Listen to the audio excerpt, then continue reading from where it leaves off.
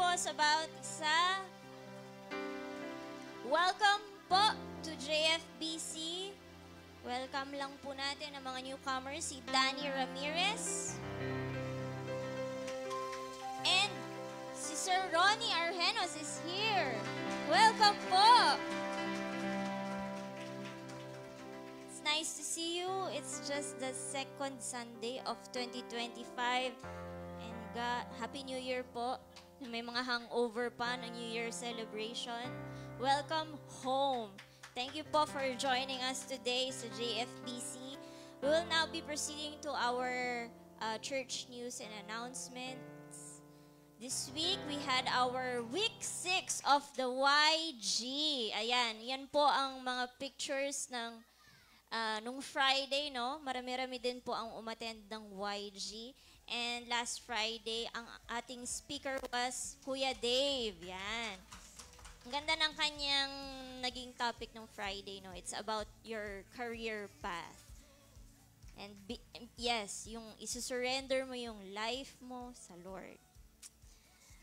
So that you can know, you can know your, yung direction mo in your life. Yan. And so, sa January 17, we'll be having again our youth gathering. That is on Friday, no? The same time, 3 o'clock p.m. So, I hope that ang ating mga kabataan will continue to invite yung kanilang mga classmates, peers, and friends for our YG. Maaasahan ko po ba ito sa ating mga kabataan? Alright. Parang hindi. Parang nilalamig pa sila. Maasahan ko po ba yan? Ay! Hindi yata nakapag-almusal. Anyway, our JFBC Christmas raffle. Diba po, nagkaroon tayo ng raffle. So, ang naging expenses po doon is 4,820. Yun po yung major prizes. And yung consolation prizes is 3,571. So, ang net sales po natin is 32,959. Palakpakan naman po natin ang Lord. So, maraming salamat po sa mga sumali, sa mga sumuporta sa ating Christmas raffle. Tuwan-tuwa yung mga nanalo. Sana all. Okay lang naman, kahit hindi ako nabigyan ng Lord ng bagong electric fan, malamig pa naman. Di ba? Malamig pa naman, di pa naman kami nag-electric. Pag nag-summer na, baka yun niya. And then, our update for our JFBC lot and building project. For the first week of January, we have 9,250. Plus, yung raffle ticket net sales. So, we have 42,209 for this month, January. Okay. So, ayan po ang ating update for our lot and building project. New Year na po. I-renew na po natin ang ating mga pledges, no? For our lot and building project. And of course, maging faithful tayo in giving our tithes and offering sa Panginoon. Amen po ba? Amen. Amen. Okay. So, may I call on the kids here in front? Atin po silang ipag-pray so that we can dismiss them to their Sunday schools. Sino po ang teacher today? Ako ba? Ako pala? Shocking. Sige, let us extend our hands towards these children so we can pray for them. Lord, we thank you, Lord, for the lives of these young children, Lord, that you are continually bringing, Lord, here sa JFBC. Hindi po aksidente, Lord God, ang kanilang mga buhay, Panginoon. You have chosen them, Lord God, this very day, Lord God. This is the day that you have created. And, Lord, we are glad, Lord, because we can rejoice, Lord God, with these young people, Lord God, with these children, Lord God, for this day, Lord God, that you have made for us. Kaya, Lord, I pray that as we dismiss them, Lord, to their Sunday schools, Lord, I ask that you will help, Lord, the teachers to instill, Lord God, your goodness, your faithfulness, Lord God, sa buhay nila, Panginoon. And I pray that they will discover more of your power, Lord God, more of the great things, Lord, the plans, Lord, that you have for them. In their young hearts, Panginoon, I pray na ikaw ay mangusap sa kanila.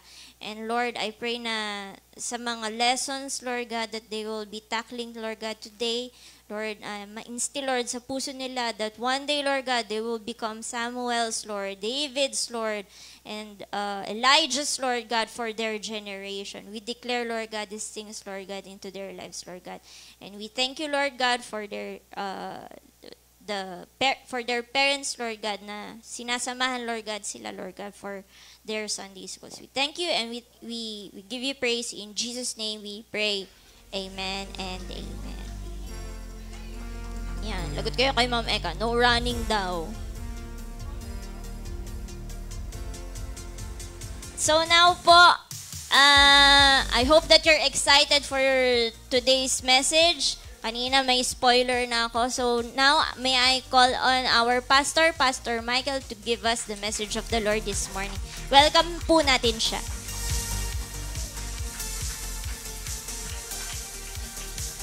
Salamat, Ma'am Ina.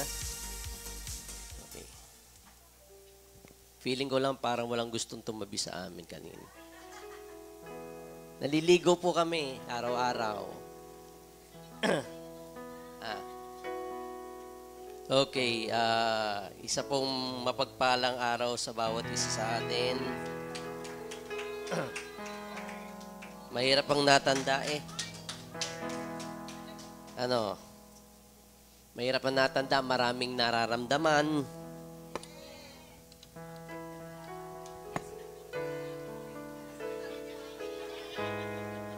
Kung ano-ano. Okay. Pero salamat sa biyaya ng ating Panginoon Diyos, tayo nananatiling malakas, nakakatayo. Okay, I'll be sharing about the manifested presence of God. Nagbigay na ng spoiler si Ma'am Ina, no? Okay, hindi ito yung wishful thinking na karamihang sinasabi ng mga Gen Z, millennials, na mag-manifest. Okay.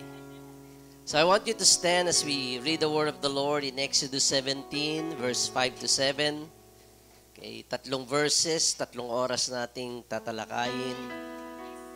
Aga pa. Okay, parang ayaw nung iba eh. Okay. Exodus 17, verse 5 to 7. The Lord said to Moses, "Walk out in front of the people, take your staff, the one you used when you struck the water of the Nile, and call some of the elders of Israel to join you. I will stand before you on the rock of Mount Sinai. Strike the rock, and the water will come gushing out. Then the people will be able to drink." So Moses struck the rock as he was told, and water gushed out as the elders looked on. Dito ko bibigyan po ng diin sa verse 7. Moses named the place Massa, which means test, and Meribah, which means arguing, because the people of Israel argued with Moses and tested the Lord by saying, "Is the Lord here with us or not?" Let's pray. Father, we pray na sa pangalawang linggo pa lang ng taong ito ay alam po na samot-sari na ang mga pangyayari sa aming mga buhay, sa mga hamon, Panginoon Diyos, ng 2025.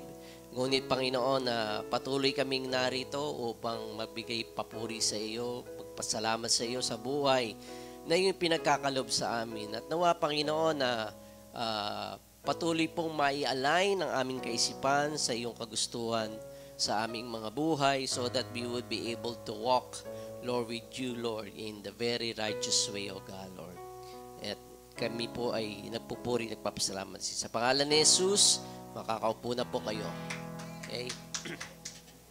Alam niyo po, sa pag-aaral natin patungkol sa kalooban ng ating Panginoon Diyos dito sa Old Testament, na kung saan makikita natin that it is God that's trying to draw His people to their future. Kaya nakaka-amaze, no, na if you would just try to look at it, okay, kung talagang bibigyan po natin ng diin na pag-aaral, tayo mapapascinate, no, sa kagustuhan at desire ng Panginoon Diyos para sa ating kinabukasan. Okay?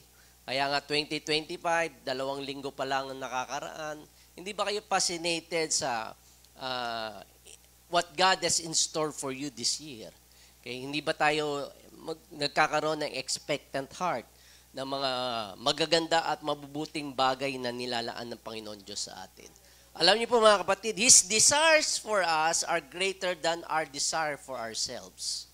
Okay? Kung may mga ninanais tayo, may mga dinidesire tayo na mangyari sa ating buhay, mas matindi pa yung ninanais ng Panginoon Diyos sa ating buhay. His plans for us are greater than we could dream of and wish for. Okay? Yung mga panaginip natin at mga bagay na kagustuhan natin ay masigit pa ang nilalaan ng Panginoon Diyos. Kaya sabi sa kanyang salita, no eyes have seen, no ears have heard what God has in store to those who love Him. Kaya kung iniibig natin ng Panginoon Diyos, katulad sa inawit, okay, na Jesus, we love you, okay, if that's really our hearts and that's really our desire, then definitely mas higit pa bilang mabuting Ama yung ninanais na Panginoon Diyos sa atin. Okay? Sang-ayon po ba kayo doon? O balot pa rin ng madilim na ulap ang ating mga kaisipan kaya hindi natin makita ang mga bagay na nilalayon ng Panginoon Diyos. Kaya di sa Exodus 3, we read Exodus 17, no? Pero sa Exodus 3, ito po yung pagkakataon na kung saan na ang bayang Israel ay they have to leave Egypt. Sila po lilisanin nila ang bayang Ehipto, okay, in order for them to go to the promised land. Okay? Ang promised land po ay hindi po naglalarawan ng sangkalangitan, no? It is not a picture of heaven, but a picture of a lifestyle. Sabi nga lifestyle. Yung pamamaraan ng buhay. Lifestyle kay living in the reality of the kingdom of God here and now. Okay. So tayo po ay nasa mundong ito, okay, pero hindi po tayo naayon sa sistema ng mundong ito. Naunawaan niyo po yun, no? Hindi ka umaayon sa takbo ng sistema ng mundong ito. Nagtatrabaho ka, nag-aaral ka, okay, ginagawa mo yung dapat mong gawin, pero ang ating pong buhay ay napapaloob po o napapasailalim po sa kaharian ng ating Panginoon Diyos. Okay? Kaya dapat yung ating pong pamamaraan ng pamumuhay ay ayon po sa kaharian ng ating Panginoon Diyos. Hindi tayo nakikipag-compromise. Hindi tayo umaayon. Okay? Kaya every time na iba ang pananaw mo, okay, anong usually yung maririnig mo? Tutuligsain ka ng mga tao, okay, na ang pananaw mo ay sumasang-ayon sa salita ng Panginoon Diyos. Kasi ang pananaw ng iba, okay, pananaw ng mundong ito, okay, na puno ng makasarili, okay, puno ng korupsyon at puno ng iba't ibang uri ng mga kasamaan. Kaya dito po, sa istoryang ito, na kung saan lilisanin ng Israel, ang bayang hinirang ng ating Panginoon Diyos, ang bayang Ehipto na kung saan sila they were deep in slavery, ay nag-illustrate po ng inheritance o nung mana. Sabi nga inheritance. Yan. Sino dito may may tatay o nanay na buhay pa? Yan. Sino dito ang tatay at nanay may mga pag-aari-arian? Uy, walang gusto magtaas ha. Parang ayaw magano ha. Okay? Okay. So kung ang tatay at nanay may ari-arian, okay, may mga lupain, okay, so ibig sabihin ay more or less, ikaw ay magmamana noon. Ano ho? Tama po ba? Okay? So ibig sabihin po na kay ang Ehipto po na kung saan ang mga Israelita for 400 plus years ay naging alipin sa bayang pong yun. Sila po yung mga chimoy, mga chimay, tagapaglaba, kay tagagawa, nasa construction business, paggawa ng mga pyramids, etc. Ibig sabihin, wala po silang karapatan, no? Nung sila po ay nasa Ehipto, it was a learning season. Sabi nga, learning season. Sino dito na mga anak, ang feeling nila mga chimoy at chimay sila sa tahanan? Okay. Usually, ganun no? Yung iba pag inuutosan, akala nila chimoy, chimay sila. Okay. Oh, yan na, pakiabot nito. Okay. Pakiabot ng tubig na malamig. Yung anak nagsisibak ng kahoy sa labas. Kaya yung tatay naman ay nasa harap lamang yung kanyang refrigerator para kumuha ng tubig. Tuutusan pa. Okay, may mga ganun, no? Okay. Katulad ko. Anyway, okay, it was a learning season. Okay? Okay, it was a learning season so that they would be able to desire their inheritance. Okay? May gustong ipamana ang Panginoon Diyos sa kanila. At ang pamanang pong yun ay yung tinatawag na promised land. Lupang pangako. Sa lupang pangako, kayo ay magiging hindi alipin, ngunit kayo ay magiging malaya. Okay. So nakuha niyo po, sino po ang gusto maging alipin kaysa maging malaya? Siyempre, definitely, ang pipiliin natin ay kalayaan kaysa sa pagiging alipin. At yun po ang nais na ilagay ng Panginoon Diyos sa kanilang mga kaisipan na for 400 years, yung kanilang mga ninuno, so that's 40 generations of being slave, ay nais ng Panginoon Diyos na maiangat sila o maalis sila sa ganung uri ng pamumuhay. Inheritance. Okay. O sa Tagalog, mana. Okay. Pero ang inheritance, it is when you receive something for free. Okay? Hindi mo naman ibig sabihin trinabaho 'yun, no? Okay? Something for free and someone else paid its price. Okay? So inheritance it's not something that you earn. Ito ay kusang loob na ipinagkaloob sa iyo. Dahil ikaw ay nararapat na tagapagmana, kaya sa iyo ibibigay. Hindi mo pinaghirapan. Hindi ka nagpawis. Okay?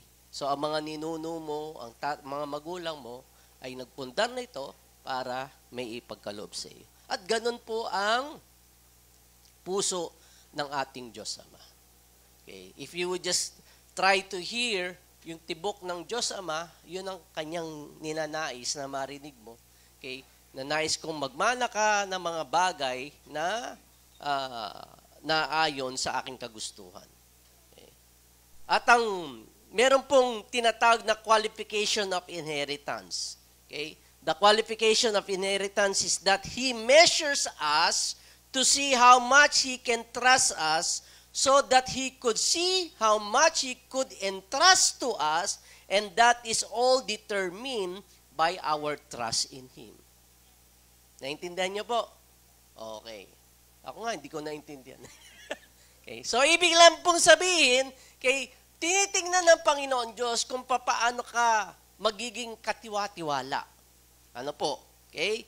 At kung gaano ka katiwa-tiwala, gayon din maaari ang measure o yung laki o liit ng pagkakatiwala sa iyo. Naalala niyo po yung tungkol sa parable of the steward of the talents, Okay? So, naayon. Okay? Yung isa, diba? 5 talents, 2 talents, tapos 1 talent. No? So, gayon din. Okay? So, wag po tayong mag-compare. Ay, si Mami Jenny, 5 talents ang binigay sa kanya ng Lord. Samantalang sa akin, 1 talent lang. Ako pastor ako eh. Bakit ganon? Okay? So, hindi natin pwedeng i-compare. Wag po tayong, magselos. Okay? Mahilig kasi tayo mag-compare. Okay? So, yung qualification na po yun. Kung ikay katiwa-tiwala, ibig sabihin, mas malaki-laki ang pagtitiwalaan sa iyo. Ngunit, dinedetermine din po yun ng pagtitiwala natin sa Kanya. So, it's a two-way thing. Hindi lang ang Diyos na sinusukat tayo, pero tayo din, gaano ang pagtitiwala natin sa Kanya. Ano po? Kuha niyo po. Okay. Ayaw kasi sumagot eh. So the target of this relational journey is the issue of trust. Okay? Yung issue ng pagtitiwala ng Diyos sa atin at pagtitiwala natin sa Kanya. Okay? So, yung act ng ating mga obedience, ng ating pagsunod, is when we trust Him, okay, then there is a breakthrough. Okay, nagkakaroon ng breakthrough, nagkakaroon ng solusyon, nagkakaroon ng pagpapala, okay, na nangyayari sa ating buhay kung papaano ang pagtitiwala natin sa Kanya. Okay. So, magkakaiba po yung ating growth of maturity in the Lord. Ano ho? Okay? Hindi po tayo na pare-pareho ng ating maturity sa ating Panginoon Diyos. Yung iba'y nagsisimula pa lang, nasibol pa lamang, yung iba'y parang matandang puno na malalim na ang ugat. Ano? Okay po? Okay. So, kumisan, the fulfillment ng mga pangako ng Panginoon Diyos sa atin is sometimes extended. Okay? So, as I said, wag ho tayong mag-jealous na, uy, sa kanya, konting fasting lang. 1 day fasting o 1 meal lang siya nag-fast. Pero sinagot na ng Lord yung kanyang panalangin. Ako, 40 years nang nagpa-fast. Pag 40 years ka nagpa-fast, patay ka na. Okay. 40 years na ako nananalangin, pero hindi po sinasagot ng Panginoon Diyos yung aking mga prayers. So yung fulfillment po ng mga pangako ng Panginoon Diyos is sometimes extended if we will switch to who we are going to rely on.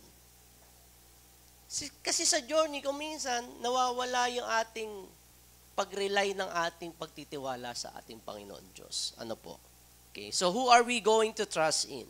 To trust with? Okay. So napasok diyan yung pagiging impatience natin, pagiging ataters. Tingnan niyo po yung katabi niyo kung mukhang atat. Okay. Mukha ka bang atat? Okay. Atat na atat na. Atat na atat na mag-asawa. Atat na atat na yumaman. Okay. At okay, and so on and so forth. Atat na sa pagpapala ng ating Panginoon Diyos. So, dumarating po ang impatience and mistrust, no? Okay? Nagde-develop sa ating buhay. Okay? So, dahil kung minsan, pumapasok dyan yung ating willpower. Yung ating kagustuhan. Okay? Dahil atat ka na nga, impatient ka na, parang may mga kasinungalingan ng inilalagay ang kaaway na parang hindi naman yata kaya ng Lord na sundin yung kanyang mga sinabi sa akin. Naalala nyo si, yeah? Sino nga yung asawa ni Sarah? Si Abraham at si Sarah, di ba? Okay. 75 years old nung sinabi ng anghel ng Panginoon Diyos na sila magkakaanak. Okay? So, natupad yun, 100 years old si Abraham. So, 25 long years of waiting. Eh, mahirap yun, sabihin 25. Sino 25 years old? Dito. Ikaw? 25. O, si Ma'am Rosa, 25. So, ganun, katagal ang paghihintay ni Abraham at ni Sarah. Okay. So, gumagawa tayo ng ating mga willpower, ng ating mga human solutions instead of really trusting the Lord. Right? So, nung nagkaroon ng human solution si Abraham at si Sarah, nagkaroon sila ng problema. Okay? Tama po, naging komplikado yung kanilang buhay. Okay? Isipin nyo na lang, pero hindi nilagay sa Biblia na sa loob ng tahanan, nandun yung misis ni Abraham, na si Sarah, nandun din si Hagar. Okay? Tapos si Hagar, nagkaroon sila ng supling ni Abraham. Siyempre, tuwang-tuwa si Lolo Abraham, di ba? Matanda na siya, di ba? Lolo Abraham, tuwang-tuwa dahil meron siyang, hindi naman apo, anak niya yun eh. Anak niya yun eh. Mukha lang siyang lolo. Tuwang-tuwa doon sa anak niya. Nawa niya kasi so merong drama na nangyayari sa loob ng tahanan, okay?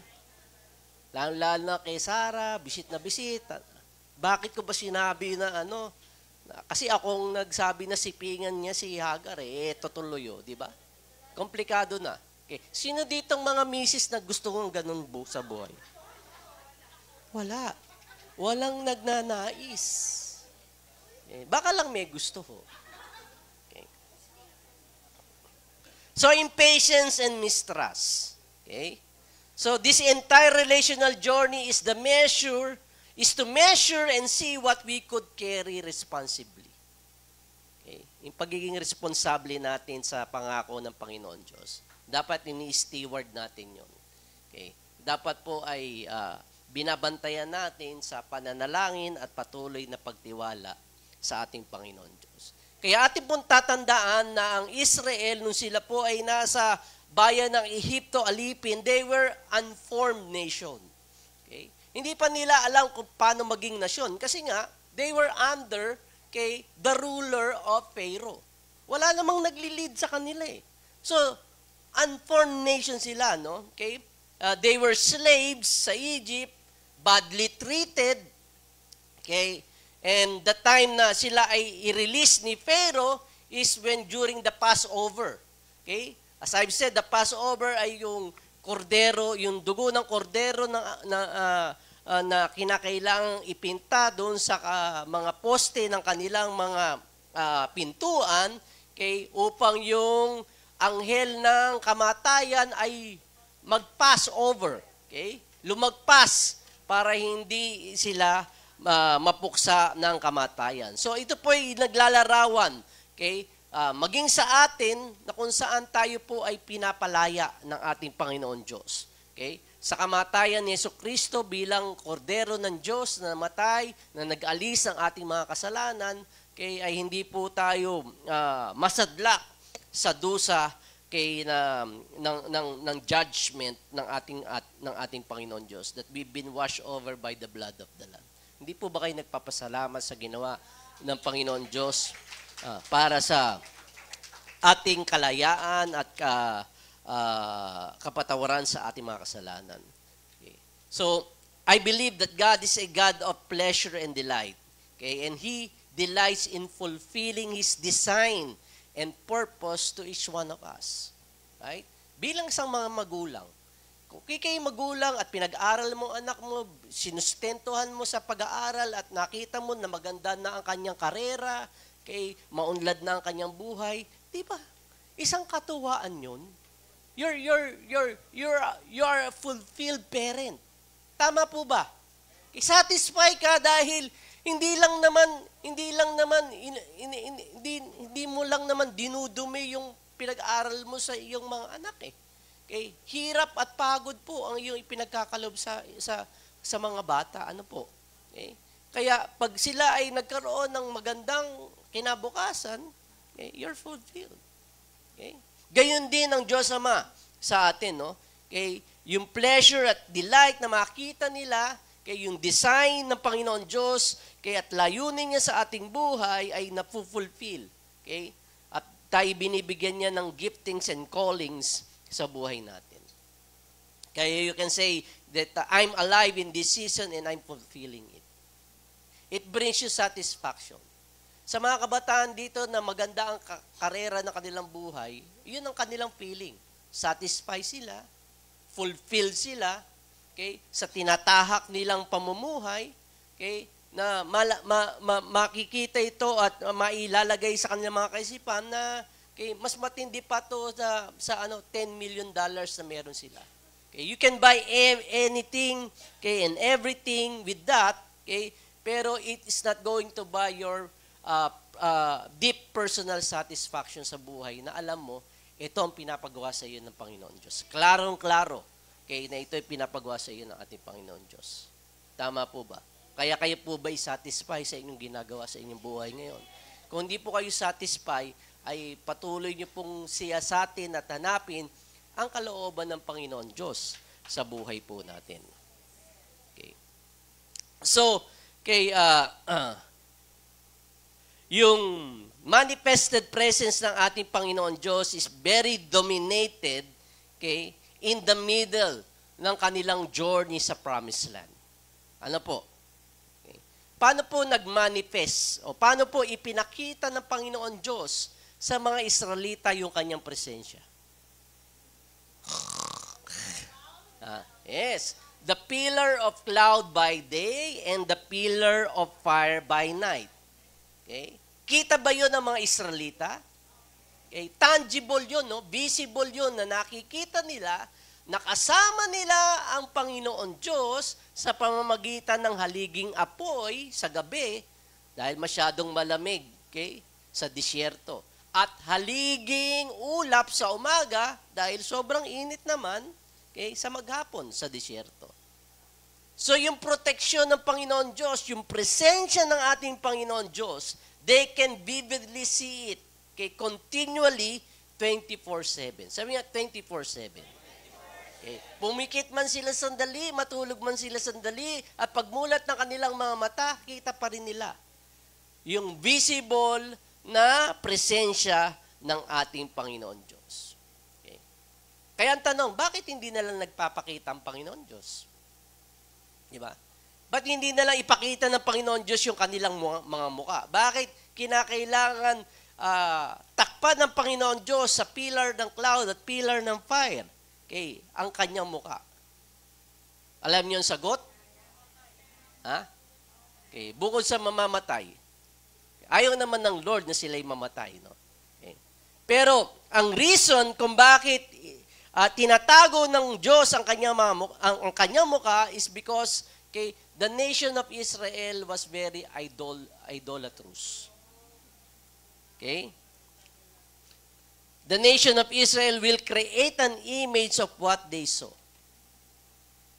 Wala silang kaibahan sa mga Pilipino. Di ba? Di ba? Pag merong himala, yung puno. Aba. Di ba? Anong gagawin sa puno? Sasambahin na. Gagawa na ng korting puno din. Ilalagay sa altar. Dadasalan, lalagyan ng mga alay. Di ba? Wala tayong kaibahan. Sa mga Israelita. Gayon ang weakness ng mga Israelita. Alam nila yon. Bakit ganun ang weakness nila? Dahil for 400 years. Sabi nga, 400 years. Namulat sila sa ganun. Dahil yung mga Ehipto, may iba't ibang uri ng Diyos. Diyos-Diyosan. Sa lahat ng aspeto ng kanilang buhay. May mga ribulto sila. Ano ho? Hindi ba kayo nalilito? Yung mga Katoliko dito, hindi ba kayo nalilito sa dami ng mga santo? Di ba? Naalala ko pag may patay sa amin, nung bata ko, binabanggit yung pangalan ng santo, di ba? Pag may patay, tapos pag binanggit yung pangalan ng santo, ang sagot ng naming mga bata, ipanalangin mo siya. Diba? Pero dahil mabilis, ipinalanch. So, ang dinig ko, ipinalansya. Pinalangin mo siya, ipinalansya. Bakit kinakailangan ipagplansya? Patay na, no? Nagugusot ba yung kanilang mga damit? Sa murang isipan ng bata. Yun. Yun lang, nabanggit ko lang. So, weakness ng mga Israelita yon, they were bent in creating forms, formulas, or pattern. Kaya nga, ang sabi, it is easy to get Israel out of Egypt, but harder to get Egypt out of Israel. Chicken feed lang sa Panginoon Diyos na sila ay palabasin sa Ehipto. Ang mga Israel palabasin sa mga Ehipto. Pero palabasin, tanggalin ang Ehipto sa puso ng mga Israelita, napakahirap. Kasi for 400 years. 40 generations yun, no? Na namulat sila sa ganun. Uri ng pamumuhay. Right? Tama po ba? Kaya ang pagbabago sa Pilipinas, it takes also generations. Sabi nga yung aking pinakamamahal na mayor, hindi po si Villanueva, si Vico Soto. Diba? Sinabi niya, nung siya ay interview, napakahirap gibain ang henerasyon ng korupsyon sa bansang Pilipinas. Since the time ng mga Espanyol, ganun ang kaisipan ng mga Pilipino. Kaya kung gigibain mo, it takes generation. Utay-utay. Hindi po biglaan. It's not going to be 180 degrees turn. It takes time, no? So, it also takes time. Okay? Pero we can see na yung presence ng Panginoon Diyos ang pinakasentro ng lahat. Okay? So, since Israel was bent to turn to idolatry and all sort of things, okay, ang desire ng ating Panginoon Diyos is to free them inside as well in the outside. And so, the center of their existence, kung bakit nag-i-exist ang bayang Israel is because of the presence of God. Sabi niya, presence of God. Okay? From day one, sa Genesis 1, okay, it was a continuous revelation of God's presence. Okay? Nais ng Panginoon Diyos to intermingle with His people. Okay? Nung nilikha niya si Adan at si Eva, He wants to have relationship. He wants to mingle with His creation. Okay? And by doing that, He has to show Himself. Okay? To His creation. Tama po ba? Okay? Yun ang puso ng ating Panginoon Diyos. Okay? We can see in Genesis that God walked with Adam in the garden. Okay? Nilikha niya si Eva to be in his life, not because God is not enough. Okay? Nilikha ba dahil lungkot ba si Adan? Okay? At hindi enough ang presensya ng ating Panginoon Diyos? Anong reason kung bakit nilikha ng Panginoon Diyos si Eva? Para manggulo? Okay? God created Eve to reveal more of Himself through the relationship of Adam and Eve. Okay? So sa mga kalalakihan narito, okay, kung buhay pa si Mrs. at nandyan si Mrs., okay, revelation po yan ng Panginoon Diyos, ng kanyang kasarinlan, ng kanyang sarili sa inyo pong relasyon. Right? Dapat po kayong magmahalan. Minsan lang mag-away. So God doesn't bring people in our lives because He is not enough. Okay. Tignan niyo yung mga tao sa paligid ninyo. Okay. Yan yung mga taong inilagay ng Panginoon Diyos sa inyong paligid. He's bringing people in our lives because He is so much. Okay. So He blesses us with people we need. Pinagpapala tayo ng Panginoon Diyos sa mga tao na Kanyang nilalagay sa ating buhay. Right? Kaya lang kung yung iba pong mga tao, ina-afflict tayo. Ano? Wag pong masama ang tingin nyo sa inyong katabi. Ito, pastor, affliction to sa akin. So, He blesses us with people we need, and sometimes these people also afflicts us. Okay? Right? So, even nung na ang Panginoong Jesucristo ay nagpunta dito sa lupa, okay, I've shared that before na si Joseph was betrothed to Mary. Ikakasal siya promise siya na ikakasal siya kay Maria. Okay, kaya lang he found Mary pregnant at that time, no? Okay, and he thought she committed adultery.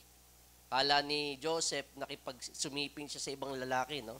Okay, and mahal ni Joseph si Mary so much, ayaw niyang i-embarrass si Mary, kaya privately, gusto niyang i-divorce si Mary.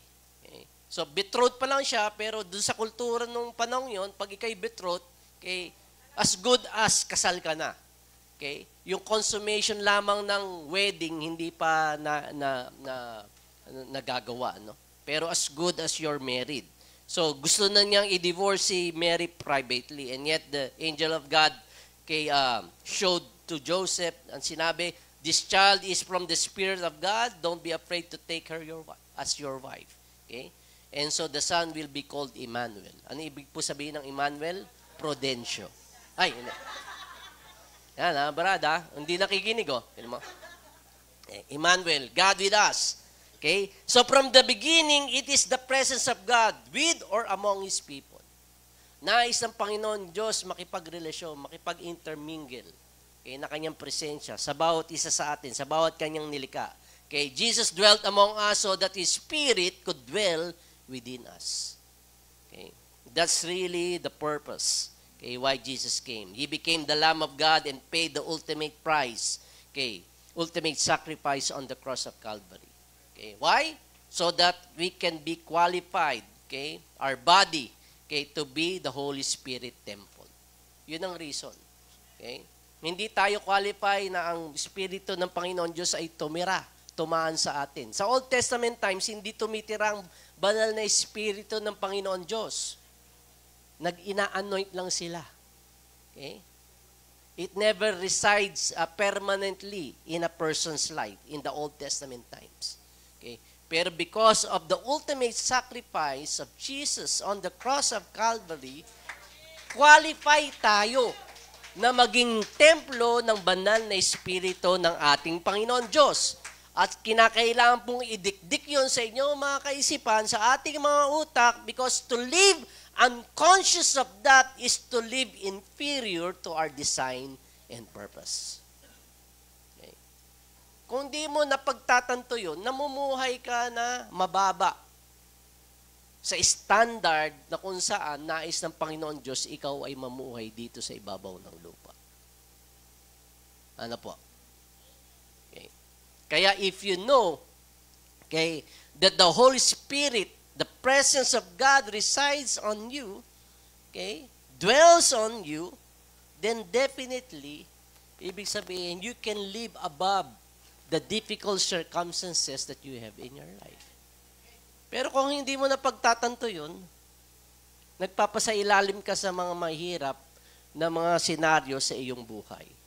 Kaya sabi po sa John 5 verse 7, okay, ito po ang pangako ng ating Panginoon Diyos, okay, if you abide in me, okay, and my words abide in you, okay, here's the promise, you will ask what you desire, and it shall be done for you. Amen? Amen. That's the promise. Okay? Kaya lang yung pangakong yun hindi natutupad. Because we never fulfill the condition. Ano po ba ang kondisyon? Yun, abide. Sabi yung abide. Okay. Connect, dikit, okay. Have relationship. Okay. Yun po ang abide. Okay. Abide in me, and my words abide in you.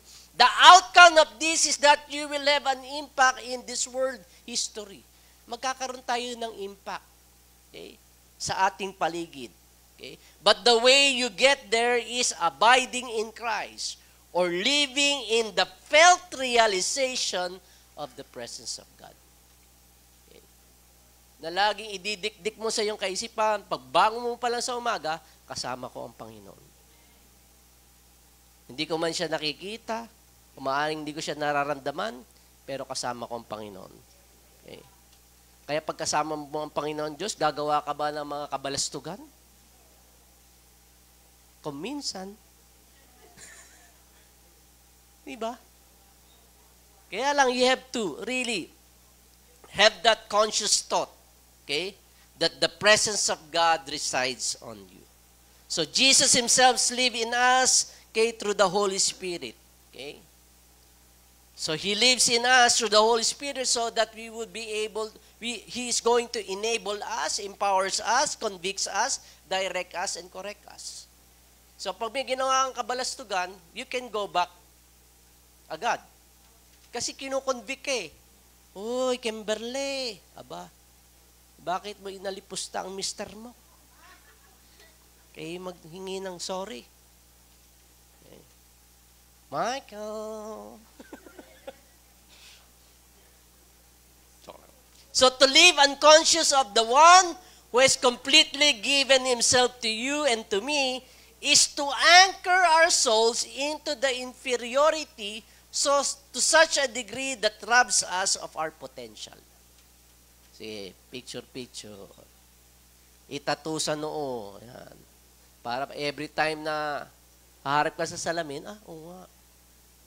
Okay. Pag mali ang kaisipan ko, it robs us of my potential. Okay?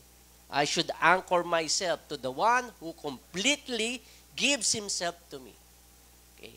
Bayad na ang lahat kong kasalanan. Okay? Ni-ransom na ako ng aking Panginoon Diyos. Okay?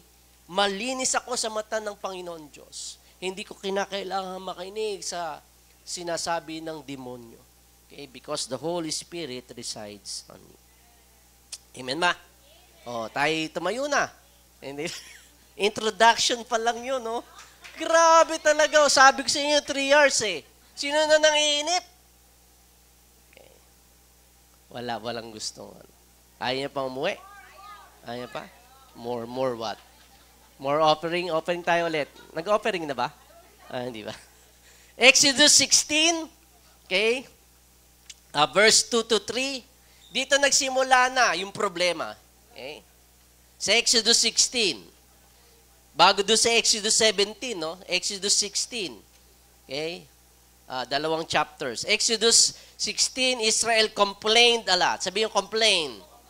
Ulit, complain. Complain. Ulit, complain. Sino pong mahiling mag-complain? Oh, yan. Salamat sa mga honest. Ako po, hindi ako nagko-complain. I never complain in my life. Hindi, joke lang. I never complain for the past 1 hour.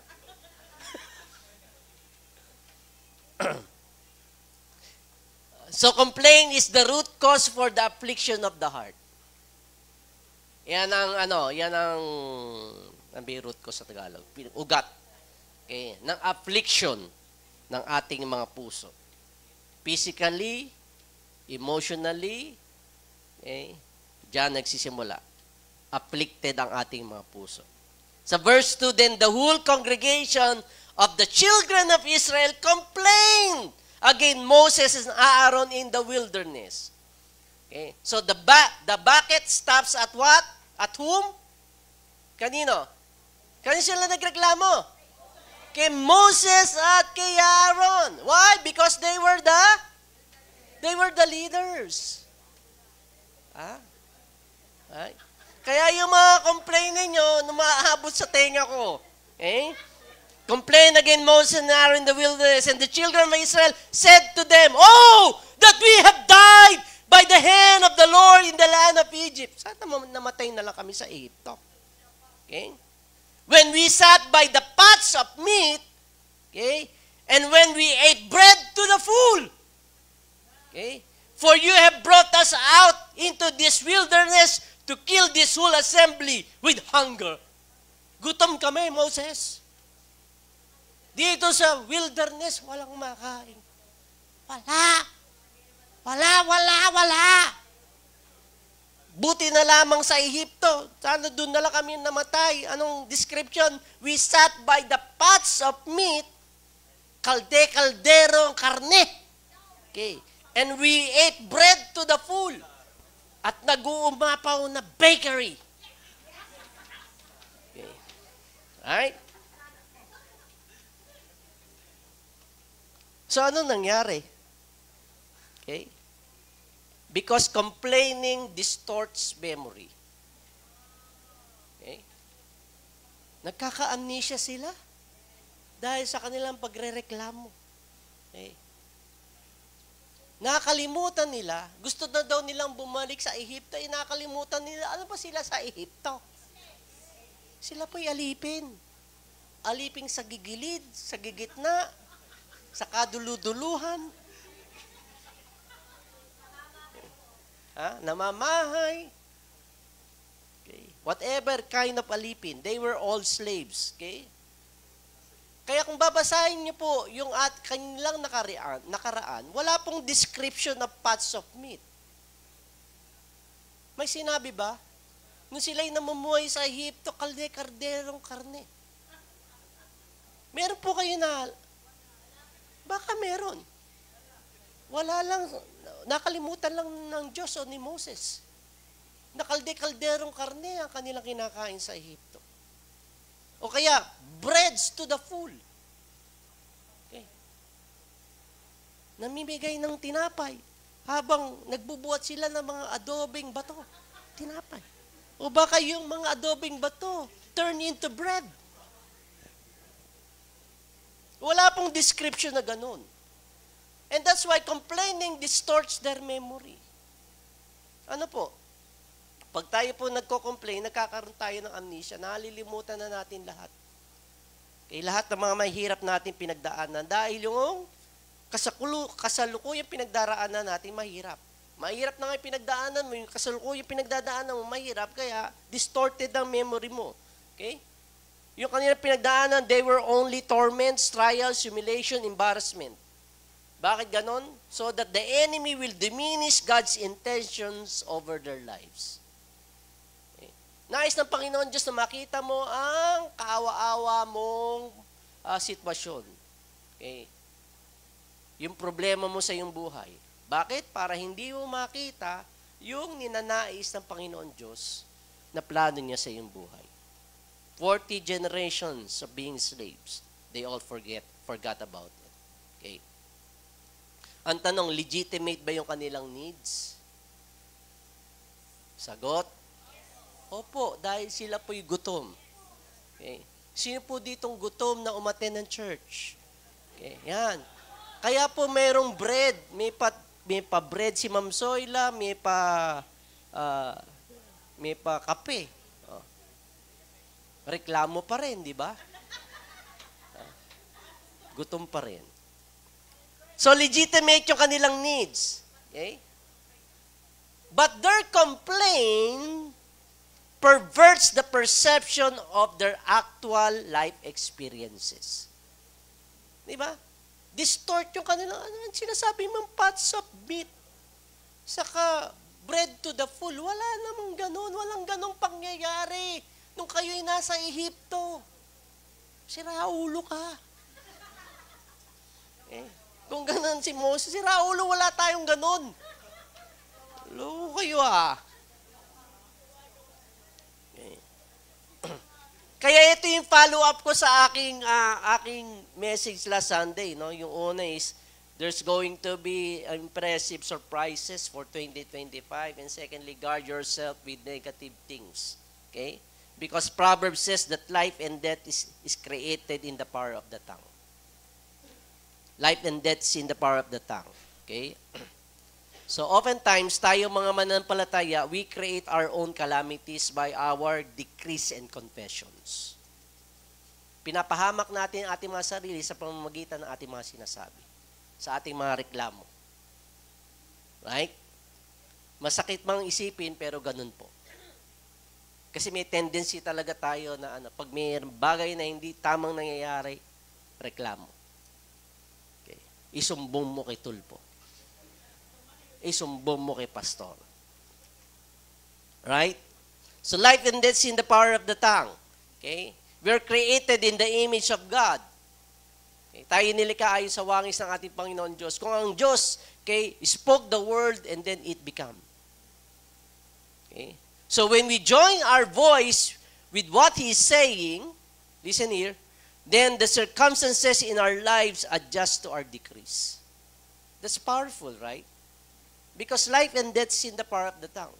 Kung ating pong inaalign lang yung ating mga sinasabi sa sinasabi ng ating Panginoon Diyos, then definitely, anumang hirap ng ating circumstances will adjust dun sa ating mga ikinukumpisal, dun sa ating mga confession, dun sa ating mga decrees. Right? Tama po ba? So we need to join our voice with what God is saying. And that's why it is very important that we know what God is saying in our lives. Anong sinasabi niya? Sa araw-araw ng ating pamumuhay. We should not live it according to our own desires. We should live it according to what God is saying to His words. Right? Kaya nga tayo mayroong vision. Okay? Kaya nga every year, sinisiyasat natin ng Panginoon Diyos kung anong direction niya sa ating church. Kung anong direction niya sa ating buhay. Right? Para alam natin, etong sinasabi ng Panginoon Diyos, klaro sa iyo yung pinapagawa niya, kaya kailanman hindi ka magkakamali. Oo, maaaring may mga hadlang, maaaring may mga iba't ibang uri ng pag-atake sa iyo, pero alam mo, kasama mo ang Diyos. Right? Kahit na sino pang gulayat o higante o sino man ang sumalungat sa iyo, okay, kaya mo na patumbahin itong mga higanteng ito. Right? Tama po ba? Okay. Patirin mo lang.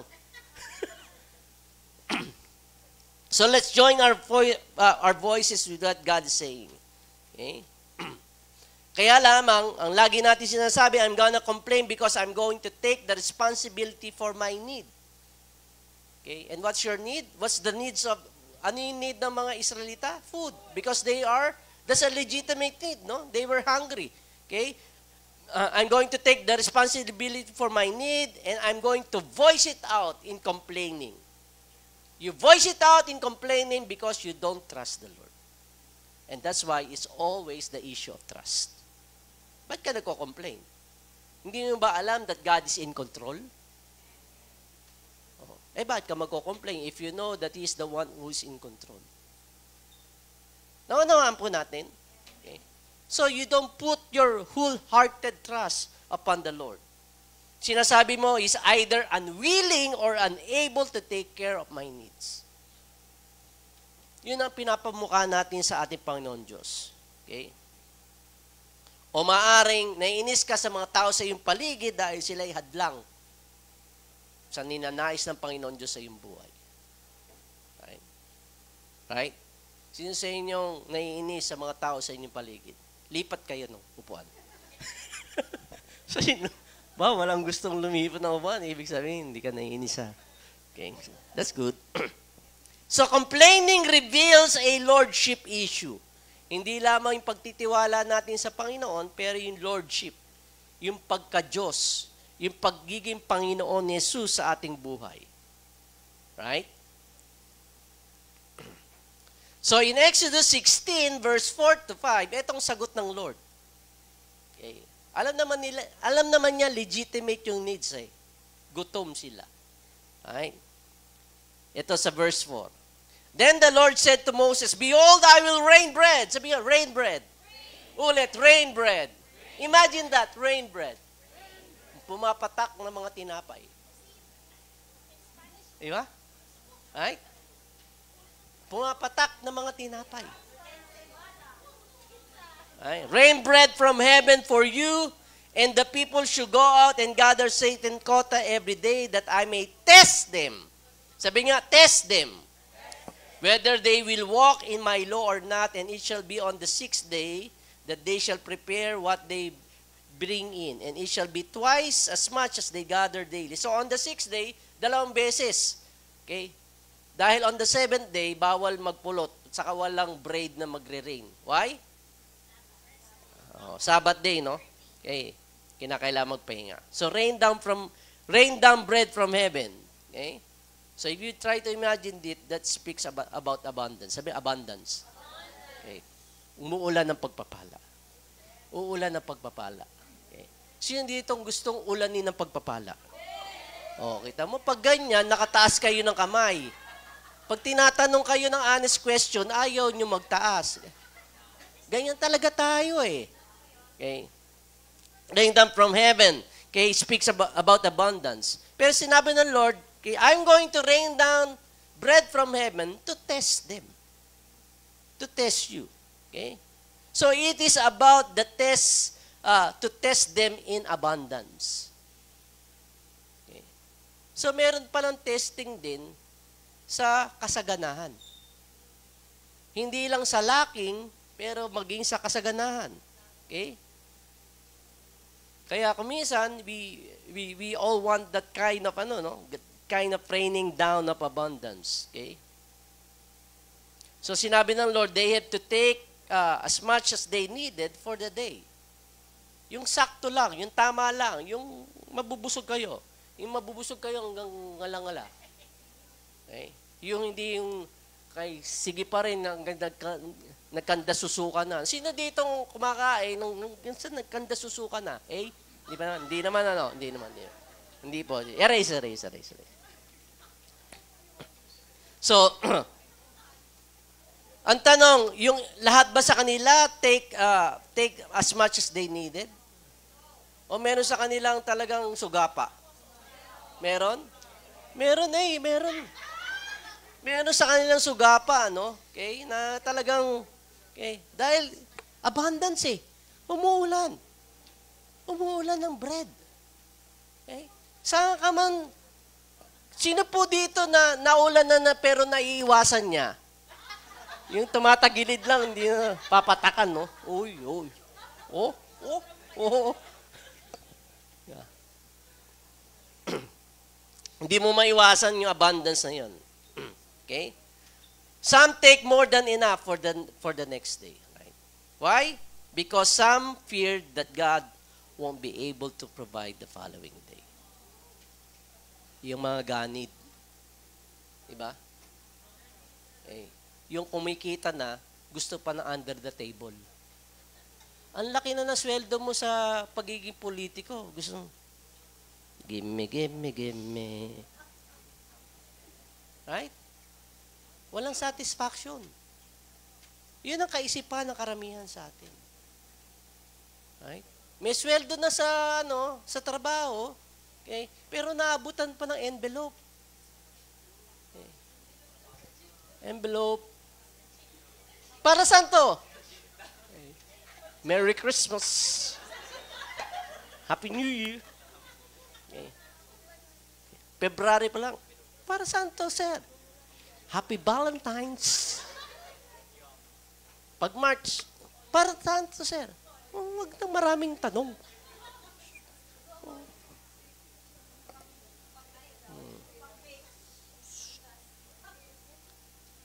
Tanggap lang ng tanggap. Okay. Nasaan na ba ako? Okay. So, it's a test of abundance, no? Some of them took as much as they, more than enough, no? Okay. So, what happened? Doon sa mga sugapa, verse 19, Moses said, "Let no one leave any of it till morning." Okay? Notwithstanding, they did not heed Moses, but some of them left part of it until morning, and it breathed worms and stank. Okay? So, inuud at bumaho. Okay? So, kung may mga kapitbahay ka na inuud ang kanilang mana at mabaho, alam na this. Okay? Alam na yung mga ganin. And Moses was angry with them. Okay? So people took more than what is necessary or needed. Okay? So anong ibig lang sabihin nito? Pakinggan niyo po ito mga kapatid. God isn't opposed to having abundance. Okay? But He is opposed to us being our own Lord. Pinapangunahan natin siya. Hindi siya nagagalit kung limpak-limpak ang salapi mo, kung okay, lahat ng bangko dito sa Pilipinas, may bank account ka.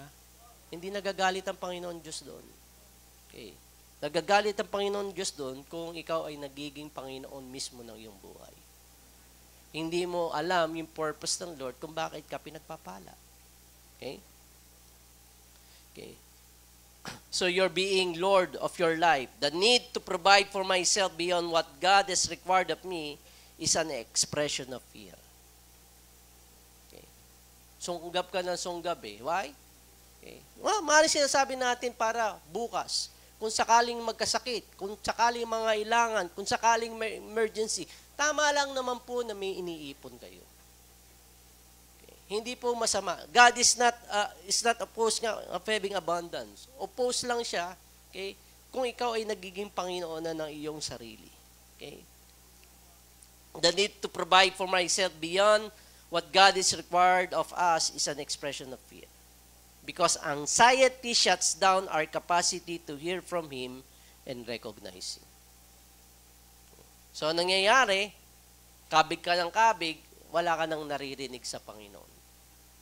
Why? Because natatakot ka sa future mo. Natatakot ka sa future mo dahil yung realization mo na hindi mo na siya kasama at hindi na niya hawak yung iyong kinabukasan. Naunawaan natin, bakit ka? Okay. Kabig ng kabig. Okay. Kasi, takot ka nga sa future mo.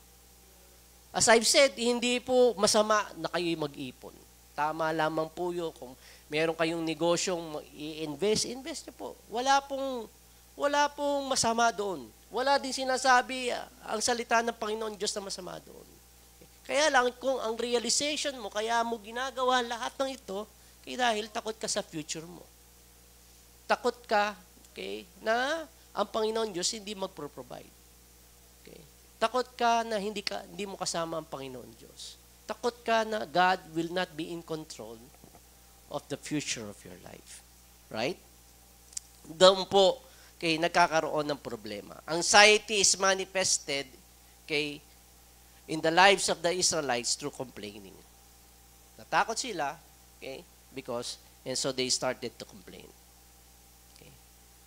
Kaya kung inyong papansinin, mga kapatid, Israel also complained about the abundance of bread raining down from heaven. Di ba? Why? Anong sinabi nila? Sawa, araw-araw na lang. Tinolang bread, tinolang mana, pritong mana, nilagang mana, inihaw na mana. Kung ano-anong klaseng luto na sa manang ginawa nila. Manang-manas na sila, no? Sa mana. Okay? So, even the creative miracle of God and the endless supply of food became their complaint too. Nireklamo na nila sa ating Panginoon Diyos. Nagsusupply na ang Lord ng kanilang needs, pero reklamo pa rin. Complain pa rin. So, anxiety and complaining does weird things about our perception of reality. Okay? And so, I've said it is the lordship issue. Okay? Lordship issue was tested in the lack, so they complain. May kakulangan sila, so nagreklamo sila. Even in abundance, okay, they also complain. Right? So saan mo manilagay? Reklamo. Nung walang aircon ng church, nagko-complain tayo napakainit. Ngayon namang may aircon, nagko-complain tayo pa. Pastor, sinisipon at inuubo ko pag umaattend ako ng church eh. Para akong nasa Antarctica. Eh, doon ka sa labas. Hindi malaman sa iyo kung anong gusto mo eh. Okay. So the Lord is targeting how do we trust Him. So the issue of lordship and the issue of trust. Okay? So when something isn't working in our lives the way it should, we lash out on Him to give us the reason why He has done us wrong.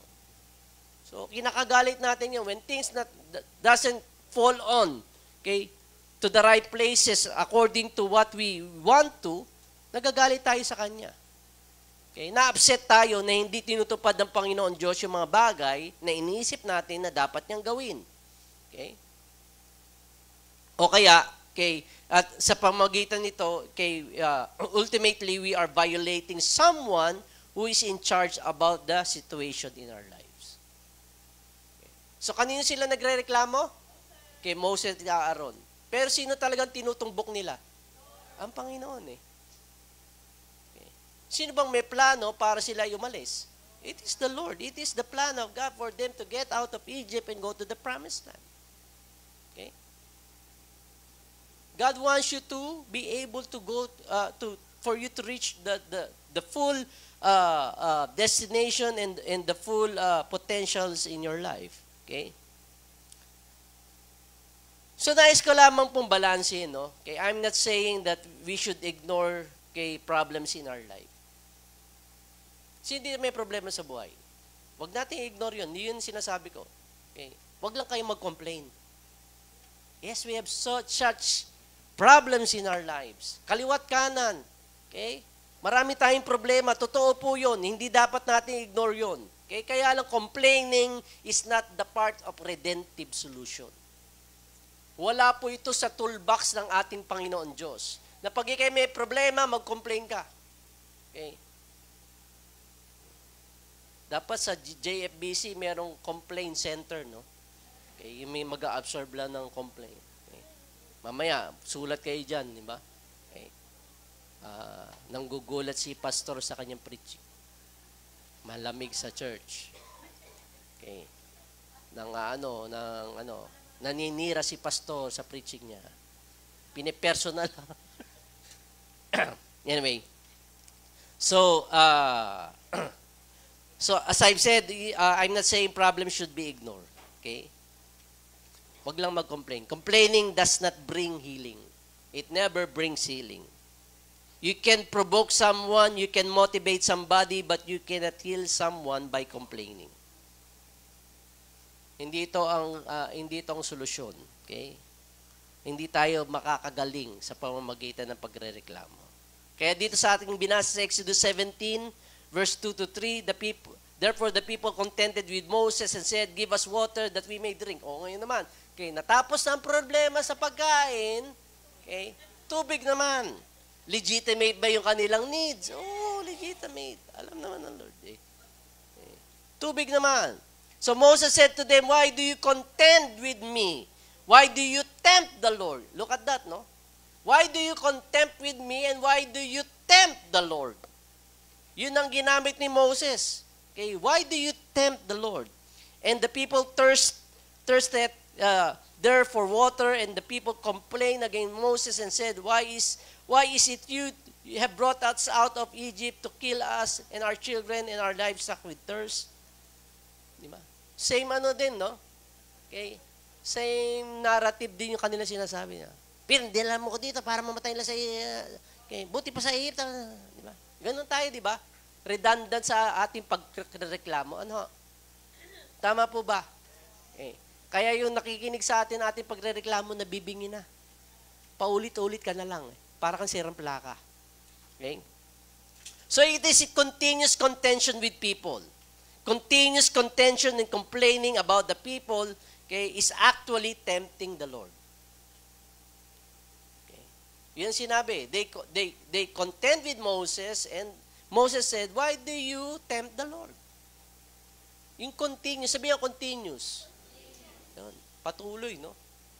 Na pagrereklamo. Tempt means to lure into evil. Okay. So anxiety, because of complaining, nagkakaroon tayo ng anxious heart. Anxiety turns the affection of our hearts to the life-giving presence of the Holy Spirit of God, to the presence of the conflict we are facing. So, sana na-anchor yung ating puso. Imbis na i-angkla natin sa presensya ng ating Panginoon Diyos, na siya'y lagi nating kasama, that He is in control of our lives, because you start to complain, yung affection mo, nagtaturn na doon sa difficulty ng yung sitwasyon. Doon ka na nakatingin to the difficulty of the situation that you are facing. Doon na nakaangkla, okay, ang iyong puso. Imbis na sa banal na Espiritu ng Panginoon Diyos, okay, na nananahan sa iyong buhay, nakaangkla na sa difficulties, sa challenges, at sa problems. Okay. Legitimate ba yung needs? Legitimate naman eh. Kung legitimate ang yung needs, hindi mo ba pwede pagkatiwalaan ng Panginoon Diyos na pwede niyang i-provide yun? Kaso hindi. Okay? Napipikon tayo sa hirap ng sitwasyon, kaya doon na tayo nakatingin. Umaangkla na yung puso natin at pag-ibig natin sa ating mga problema. Lumalayo na tayo sa presensya ng ating Panginoon. Ano po? And that's why we create our own realities to complaining and criticism. Yun ang mahirap. Proverbs 16:24, pleasant words are like honeycomb. Okay? Sweetness to the soul and health to the bones. Okay. Merong sweetness sa kaluluwa. Okay? At kagalingan maging sa ikabuturan ng iyong mga buto. Ano ho? Yung mga tamang salita. Okay? Here, makikita na the influence of a good word brings healing and refreshment to a person's life. Okay. Right? Ano ba ginagamit pag nagko-complain? Big, di ba? Okay. Pag nag-complain ka ba, Pastor! Okay. Please, Pastor, pakinaan po yung aircon. Lagi po akong naihi. Wala na akong naintindihan sa preaching mo. Every 5 minutes, ihi ako ng ihi.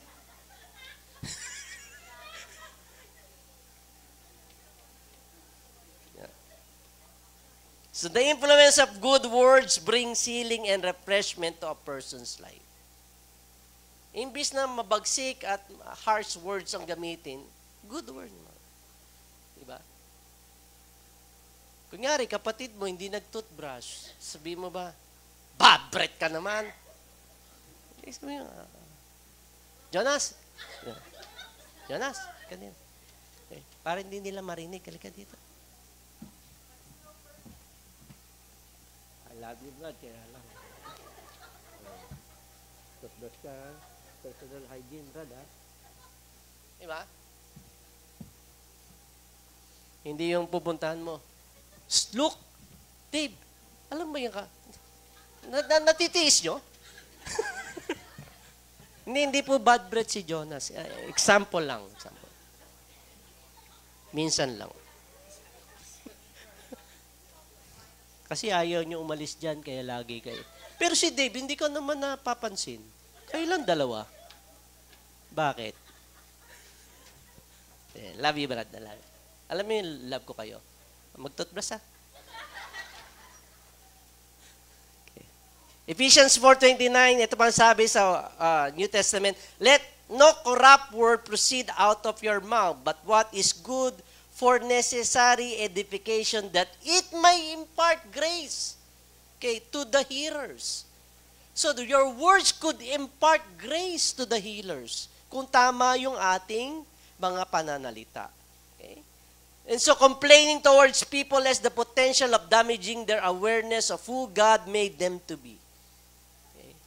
So nakaka-damage yun, no? Okay? Kung paano sila nilikha ng Panginoon Diyos. Okay? We know that we are made in the likeness of God.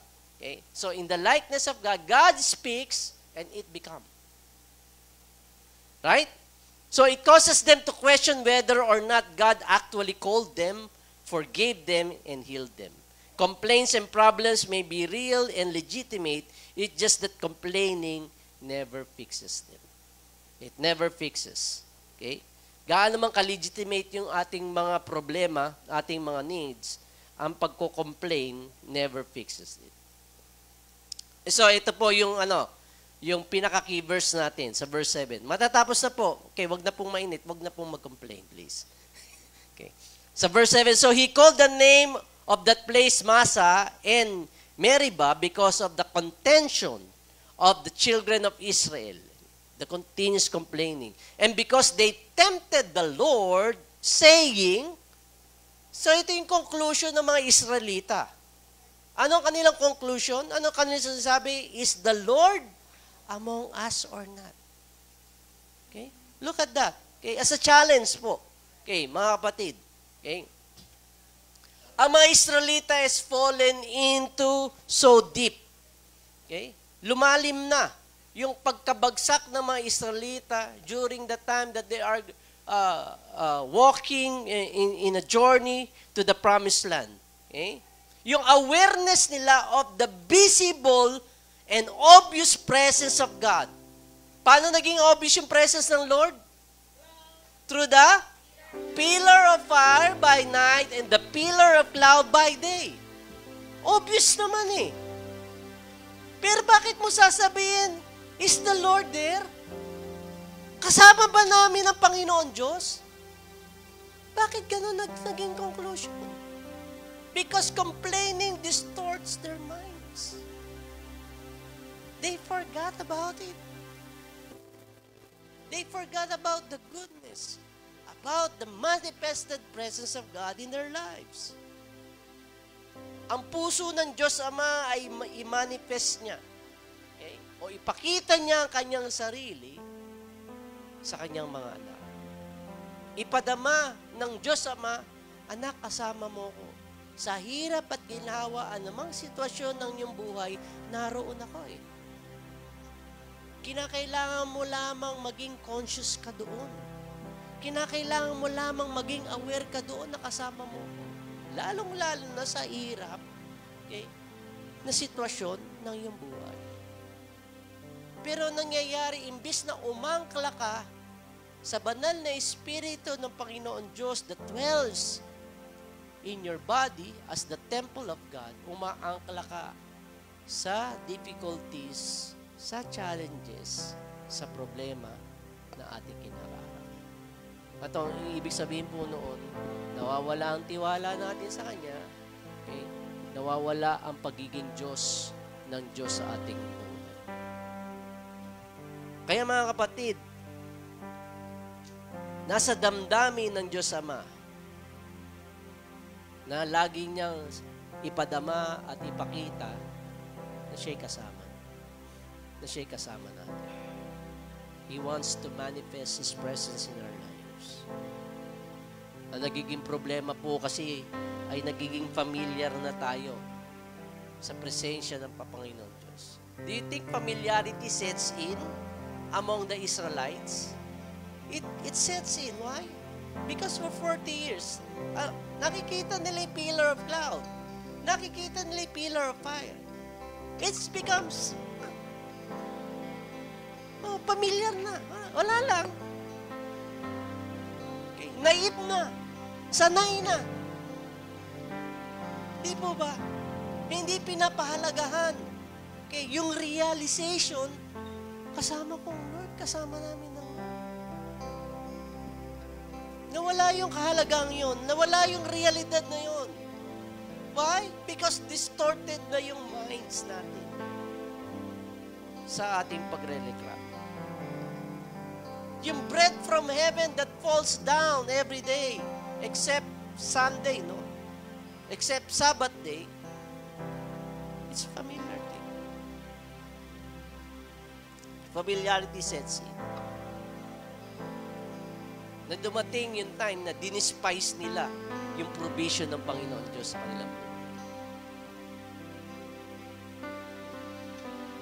Mga kapatid, ayoko po sanang mangyari sa atin bilang kapulungan, bilang church, o maging sa inyong pamilya, o maging sa inyong mga personal na buhay, na we would really forget about the goodness of God. That we would forget about na sa lahat ng oras sinasamahan tayo ng Panginoon. Hindi ko maalis na may mga difficult situations. Hindi ko po maalis na may mga hamon tayo, okay? Na mahihirap, mabibigat sa ating mga buhay. Pero nawa, wag po nating alisin yung angkla natin sa pag-ibig at presensya ng Panginoon Diyos na siya'y kasama natin. Na siya'y kasama natin. Malinaw naman na sinasabi sa Hebrews that I will be with you. I will never leave you nor forsake you.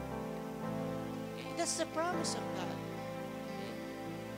We just have to continually abide on Him. Abide on His words. Okay?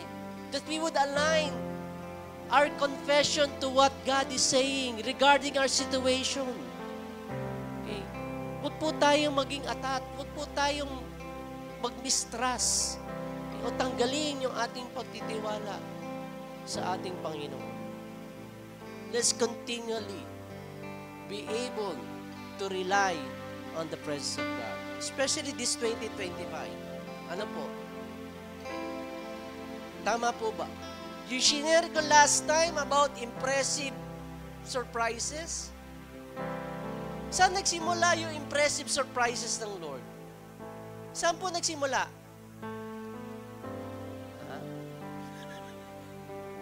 Kalimutan niyo na? Nagmula sa problema. Right? That the Lord said, feed them.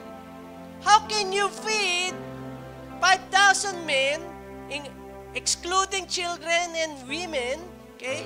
The Bible scholars believe that it's about 20 to 25,000 people who are there. How can you feed this huge amount of crowd? It starts with a problem. Right?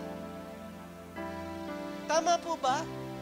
Until miraculously God is able to provide for the needs. Enough ba yung needs ng Lord? Hindi. It's more than enough. More than enough yung needs na pinakita niya. Why? Because there are 12 baskets full of leftovers. So the impressive surprises of God for us, this 2025 starts with a problem. And I hope we would never complain. Yung mga disipulo started to complain, di ba? Wala kang pagkain, walang grocery, wala dito, wala tayong pera. Napakadami nila, Lord.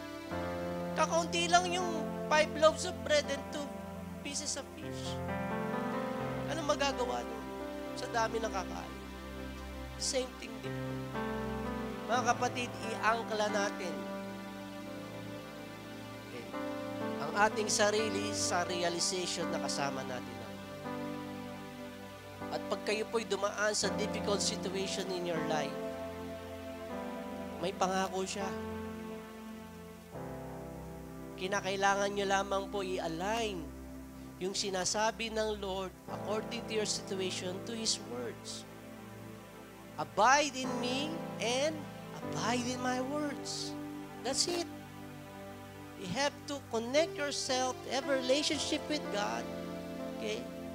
And connect yourself to His words, to what He's saying. If you're going to do that, if you would be able to confess God's words in our difficult situation, yung ating circumstances mag-a-adjust sa sinasabi ng Panginoon Diyos sa ating mga buhay. Why don't we all stand and let's just worship the Lord? Let's just throw our arms before the Lord in our gratitude to Him, that whatever circumstances you may in right now, ano man po ang ating mga nararamdaman, why don't we just throw our arms to the Lord? Can we just lift our hands to Him and let's just really worship Him? So I throw up my hands and praise You again and again. 'Cause all that I have is a hallelujah, hallelujah. And I know it's not much, but I've nothing else fit for a king except for a heart singing hallelujah,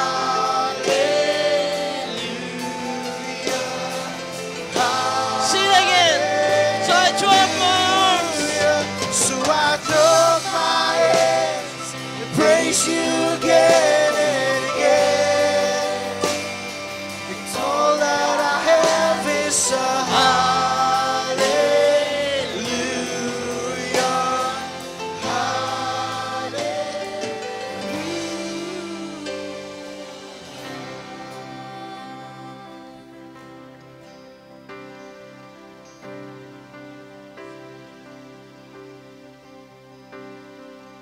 Jesus.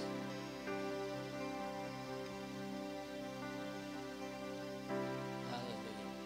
Lord, alam mo na marami sa amin ay unworthy. Lord, hindi karapat-dapat, Panginoon. And marami sa amin have the heaviness of our heart kahit na second Sunday pa lang ng year na ito. Lord, I just pray na we would respond to Your word. Gaano man kahirap ang sitwasyon namin, dalangin namin, Lord, that we would just throw our hands up to You, Lord, and just worship You, Lord. Wala man kaming maipagkalob sa Iyo. Ang tanging maipapagkalob namin is a heart that's filled with hallelujah, Lord. Lord, imbis na reklamo, Lord, fill our lips, Lord, with praises unto You, Lord. Just with praises unto You. Kung meron man sa amin, Lord, lumalayo sa iyong kalooban, Lord, ito po ang oras na manumbalik kami, Panginoon. Kung meron man sa amin, Panginoon, na nawawala na yung anchor namin sa iyong pag-ibig, sa aming pagtitiwala sa iyo, this is the time that we just have to focus on You, Lord. We just have to align all our words, all what we are saying, Lord. Because life and death is in the power of the tongue, Lord. I-align mo, Panginoon, ang aming mga salita, Panginoon. Lord, we do away of all the harsh words, O God, Lord. Tulungan mo kami, Panginoon. Tulungan mo kami, O God, Lord. Tulungan mo kami na araw-gabi, Lord, na maging aware kami sa lahat ng aming mga sinasabi, na aming mga sinasabi would just be able, Lord, to give grace, Lord, to those who would hear it, Lord. Na it would impart grace, Lord, sa mga nakikinig, Panginoon. So, Lord, we just, Lord, want to worship You, Lord. We just want to worship You this day, O God, Lord. We just want to give You all of our hearts, O God, Lord. We know that deep inside of us, Lord, there's a lion, Lord, in our lungs, Lord, that for for us to arise, Lord, and worship you, Lord, in the midst of difficulties. Worship you in the midst of problem. Worship you, Lord, in the midst, oh God, Lord, of all the challenges, Lord, that we're facing, oh God, Lord. This 2025, maaaring mga nakapila sila, Lord, sa taong ito, sa aming mga buhay. Pero, Panginoon, nais namin ihayag na kami iaangkla namin, Panginoon Diyos, ang aming puso't kaisipan sa iyong salita, Panginoon. Tulungan mo kami, Panginoon. Enable us, Lord, with the power of your Spirit, oh God, Lord. Direct us, convict us, oh God. Correct us, Lord, kung kinakailangan, Lord. And so, Lord, this time, oh God, we gonna throw, Lord, our arms, Lord, our hands to you. Come on, sing this song one more time and make it a prayer. So I throw up my hands. So I throw up my hands and praise you again and again. 'Cause all that I have is a hallelujah, hallelujah. And I know it's not much, but I'm nothing else fit for a king, Except for a heart singing hallelujah, for the last time, on. Throw up your hands and worship So Him. I throw up my hands and praise you again and again. We worship you, Jesus. So that You deserve this our worship in the midst of difficulties. It's a sacrifice of praise. Come on, sing it again. I'm going to throw my hands to you. Lord, with arms But of I'm nothing surrender, else fit for a king, except for a heart singing hallelujah, hallelujah. So come on, my soul, don't you get shy of me. Lift up your song, 'cause you got a lion inside of those lungs. Get up and praise the Lord. Come on, get up. Get up and praise the Lord. So come on, my soul, well, don't you get shy of me. Lift up your song, 'cause you got a lion inside of those lungs. Get up and praise the Lord. Sing it again.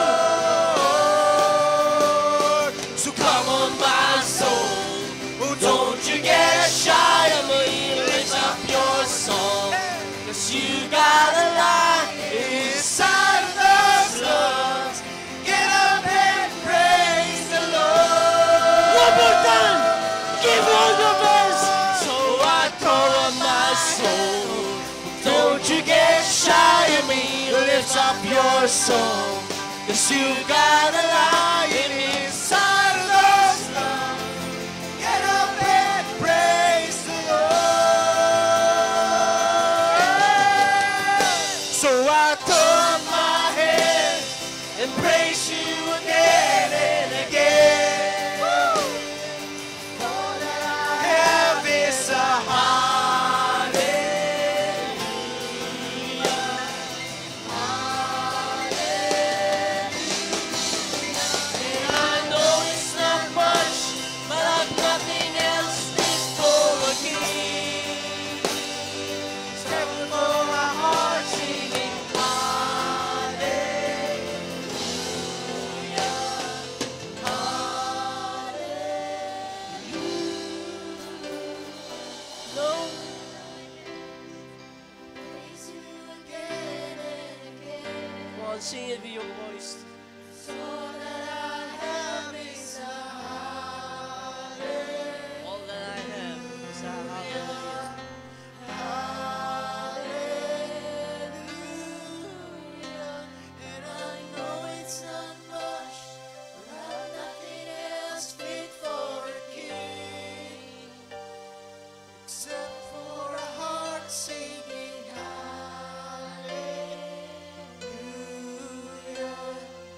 hallelujah.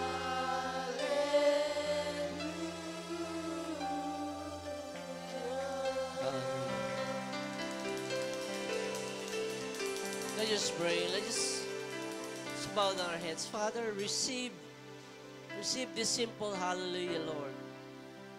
It comes, Lord, not just from our lips, but from our hearts, O God. Receive, Lord, our hallelujahs to you right now, Lord, this very morning. Panginoon, I pray that we would have this deeper realization na sinasamahan mo kami, Panginoon. I know we have so much difficult moments, Lord, last 2024, Lord, and I know, God, Lord, na ini-entrust mo kami ng higit pang responsibility, Lord, this 2025. Maraming hamon sa buhay, ngunit, Lord, naniniwala kami, Panginoon, that greater things are yet to come, O God, Lord. Dahil kasama ka namin.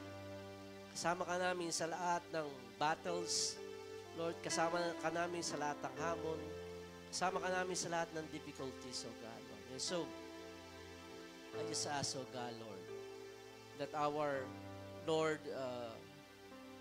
voices, Lord, would be a voices of thanksgiving, would be a voices of praise, would be a voices of gratitude, Panginoon Diyos. Lord, na iyong matatanggap even in the middle of difficulties and problems, O God. Turuan mo kami, Panginoon, na itong maging heart attitude namin throughout the year, O God, Lord. And we know it's going to get better, O God. It's going to get better, O God. So I leave each one to you, Lord, sa umagang ito. We would continue to worship you as we give our tithes and offering. But before we do that, can I request Kuya Abel, Daddy Abel to come here? Mami Aileen, sumama ka na rin. Asan ang mga anak ninyo? Okay, pakitawag nga sila para Abel's going to go back to New Zealand para mag-aral po ng English. Para magtrabaho po. So, ano masasabi mo, Brad? Iyak na. Ito po isang malaking pagpapala. Nagdala ko po yung nanggaling sa Singapore, papunta ng New Zealand. Marami pong process na nangyari. And then, una po, syempre dumaan pa ako sa tamang proseso. Pero yung sa mga proseso na yun, nandun, yung pinag-pray ko na siya. Dahil ito pong pagpunta ko ng New Zealand, 3 beses pa ako nag-apply sa ibang agency. At ito po talaga yung pinagkaloob sa akin ng Diyos. Dahil may isa pa akong kasamahan sa trabaho, nirepair ako dahil nakita niya yung husay ko sa trabaho, kung paano ako gumalaw, and then yung dedikasyon ko pa paano ako kumilos. And then, nirepair niya ako, and then sa awa po ng Diyos, dumaan po ako sa interview. Alam niyo po, sa totoo lang, nandun po yung kahinaan ko sa pag-English dahil siyempre, mga kasama ko, mga ibang lahi. And then, talagang, nandun din po yung sa akin ng Panginoon dahil yung dalawang Kiwi na nag-interview sa akin, sinabi ko yung totoo na kulang ako sa ganitong experience. And then, sinabi ko yung totoo na idea lang ang alam ko. Pero nandun pa rin yung pagkilo sa akin ng Panginoon na kahit sa ganung sitwasyon, yung sa experience ko, nakuha pa rin ako. And then, kahit yung time na yon, duman pa rin ako sa proseso sa medical ko. Kasi po yan interview, medical, and then yung visa. Sa medical po, bumagsak ako sa BP, nag-149/102 ako. Nervous. Buti na lamang po yung sabi sa akin, yung BP mo, hindi siya kasi nung mataas. Dahil depende yan sa lugar na pupuntahan. Napasalamat po ako doon dahil na-overcome ko po yun. And then sumunod po yung pagbayad ko po sa visa. Then talagang matalas na po ako. Dahil wala na pera money matters ang kailangan doon . And then talagang nandun pa rin yung provision sa akin ng Panginoon na yung agency ang nag-provide ng aking visa. Ang ginastos ko lamang po ay medical, saka police clearance. Di po, halagang kulang-kulang pong 20,000 na nagastos ko po. Then, Tuesday. Sige, pag-pray natin si Daddy Abel, no? Kay, malaking blessing siya kasi nung throughout na bakasyon niya, sabi niya, bubuhayin ko yan tricycle. Okay, nabuhay po niya yung pinagawa niya yung trike natin. May balak po siyang bumili ng service ng church. After 20 years niya sa New Zealand. Sige, why don't we extend our hands towards our, kay Daddy Abel, kay Eileen, kay Ella, at kay Asi. Okay, Panginoon, we just want to thank you, Lord, for people, Lord, that you're bringing, Lord, to church. We're just thankful, Lord.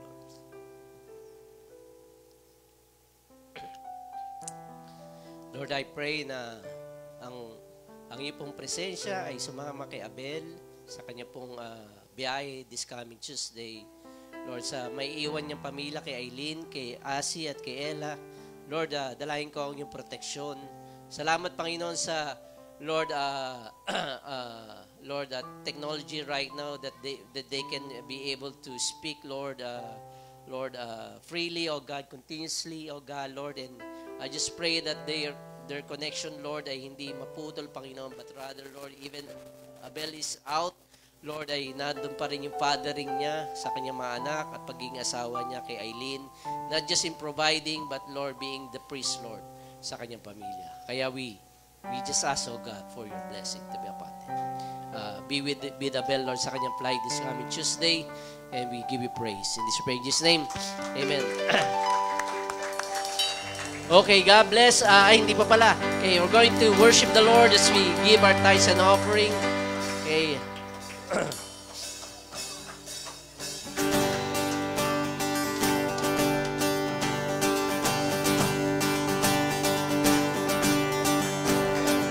was buried beneath my shame. Who could carry that kind of weight? It was mine till I met you. I was breathing but not alive. All my failures I tried to hide. It was my turn till I met you. You called my name. And I ran out of the grave, out of The darkness into your glorious day. You called my name, And I ran out of that grave. out of the Darkness to your glorious day.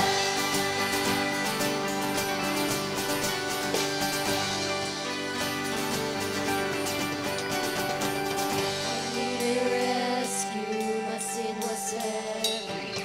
Shameful like the weight of your glory. I needed shelter, I was an orphan, but you called me a citizen of heaven. When I was Broken, you are my healing. Your love is the air that I'm breathing. I have a future, my eyes are open. It's when you call my name. And I ran out of that grave, out of the darkness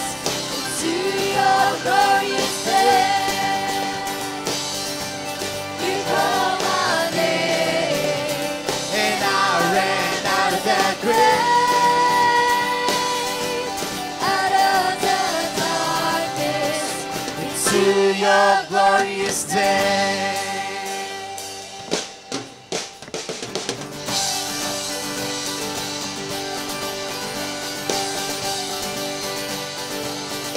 Your glorious day.